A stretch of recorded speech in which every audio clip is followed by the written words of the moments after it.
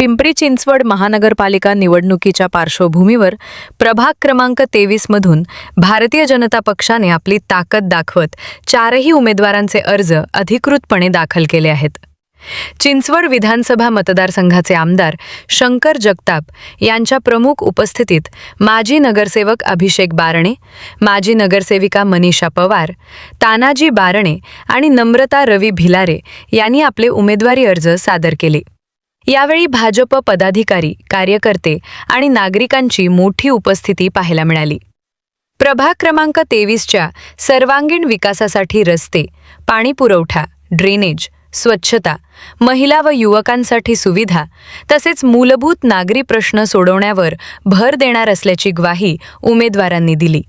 भाजपाचे हे चारही उमेदवार संघटन शक्ती आणि विकासाच्या अजेंड्यावर निवडणूक लढवत असून प्रभागात पुन्हा एकदा भाजपाचा झेंडा फडकवण्यासाठी सज्ज असल्याचे चित्र यावेळी दिसून आले.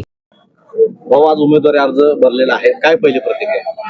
आनंद वाटतोय की माझ्या बरोबर आमच्या प्रभागामधले माझे सगळे जवळचे जे सगळे सहकारी होते हे सगळे स्वतः उमेदवार असल्यासारखे सगळ्यांनी एकत्रित आले, मोठ्या संख्येने उपस्थित राहिले आणि आम्ही सगळ्यांनी एकत्र जाऊन फॉर्म भरला. तर आनंद आहे आणि निश्चित जेवढी लोक आज संख्या सगळे आले त्याच्यावरून असं दिसतंय की 16 तारखेला परत एकदा सगळे अशाच पद्धतीने एकत्र होते. एक प्रश्न, गेल्या महिनाभरामध्ये सगळ्याच इच्छुक उमेदवारांचे कार्यक्रम होते, जोरदार बॅनर लागले होते. तुमचा कुठंच बॅनर दिसला ना, आज फक्त JCB ला बॅनर दिसला. हा काय कॉन्फिडन्स आहे, याच्याबद्दल काय बोलाल? कॉन्फिडन्स म्हणजे तुम्ही आता बघितलं की बाबा मागच्या तयारी 1-2 महिन्यापूर्वी नसती करायची. ह्या मुद्द्यावरती मी कायम चालणारा व्यक्ती आहे.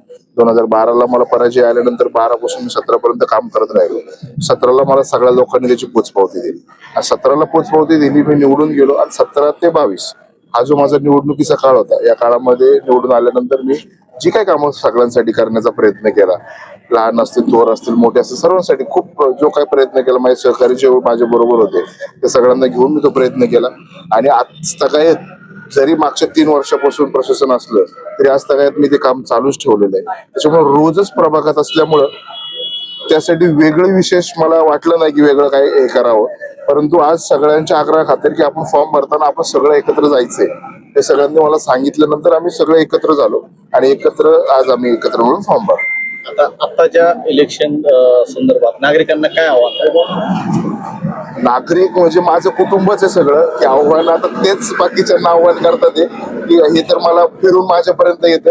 हा, आव्हान मध्ये करायचं झालं तर मी एक आव्हान करेल की बाबा मतदान पेटी किंवा मतदान पेटीची रचना कशी असेल, ब क ड, त्याच्यानंतर चिन्ह कसं असेल, तर चिन्ह आता आमचं कमळ आहे, परंतु मतदानाला कसं जायचं, कसं बटन दाबायचे, या ज्या काही गोष्टी आहेत या प्रत्येक व्यक्तीपर्यंत समजून सांगणे, त्यांना स्लिप पोचवणे, हा मूळ आम्ही हेतू करणार आहे. आणि नागरिक सगळे सुजान किंवा सगळ्यांना आता लक्षात येत आहे, सगळे आमच्या बरोबरच आहे.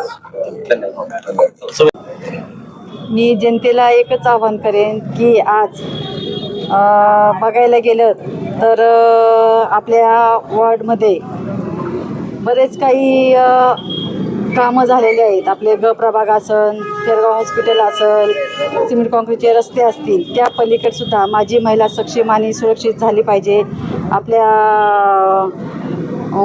नागरिकांचं एकच म्हणणं आहे की त्यांना प्रॉपर्टी कार्ड मिळालं पाहिजे. आणि मी प्रॉपर्टी कार्डसाठी आमचे शंकर भाऊ आमदार असतील, अभिषेक भाऊ असतील, तानाजी भाऊ असतील, आम्ही नेहमी प्रॉपर्टी कार्डसाठी प्रयत्न करू. अजून जर वेगळं काय बोलायचं असेल